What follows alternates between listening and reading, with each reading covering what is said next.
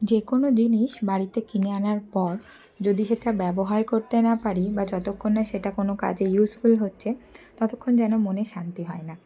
গাছগুলো কিনে এনে পরের দিনই দিব্যেন্দু ওগুলোকে প্ল্যান্ট করে দিয়েছিল। আর আমি সকাল সকাল পুজো সেরে নিয়ে বেড ক্লিন করে নিয়ে লেগে পড়লাম মিমোর ব্রেকফাস্ট করতে। তো উনি বললেন আমি ব্রেকফাস্ট তো এমনি খুবই কম পরিমাণে বিস্কিট আর দুধ খেয়েছিল। 1 ঘন্টা পরে বলল আমি ওয়াটারমেলনের জুস খাবো। তো ওয়াটারমেলনের জুস খেতে খুব ভালোই বাসে, সেই কারণে আমি সেটাই করে দিলাম আর আমাদের জন্য কেটে নিয়েছিলাম খাবো বলে, কারণ আমার অতটা জুসেস ভালো লাগে না। তারপর এই যে ওর ড্রেসগুলো কেনা হয়েছিল সেগুলোর ট্যাগগুলো পরানোর সময় না তখন কাঁচি খুঁজে পাই না সত্যি কথা বলতে, ওই জন্য যখন টাইম পাই একেবারে কেটে ফেলি। তো কেটে সেগুলোকে রেডি করে, এটা যদিও সন্ধ্যাবেলার টাইমটা, আর মিমো পড়তে বসেছে, আমি ওর জন্য একটু মাখানা ফ্রাই করব। মাখানা যখনই আমি ফ্রাই করি আমার জন্যই হোক বা মিমোর জন্যই, আমি একটু ঘিতেই ফ্রাই করি। খেতে এতে ভালো লাগে, বেশ ঘিয়ের গন্ধটাও ভালো লাগে। আর এমনিও ঘি তো হেলদি, মাখানাটাও হেলদি। তো সেটা করে নিয়ে ওকে মাখানাটা দিয়ে দিলাম।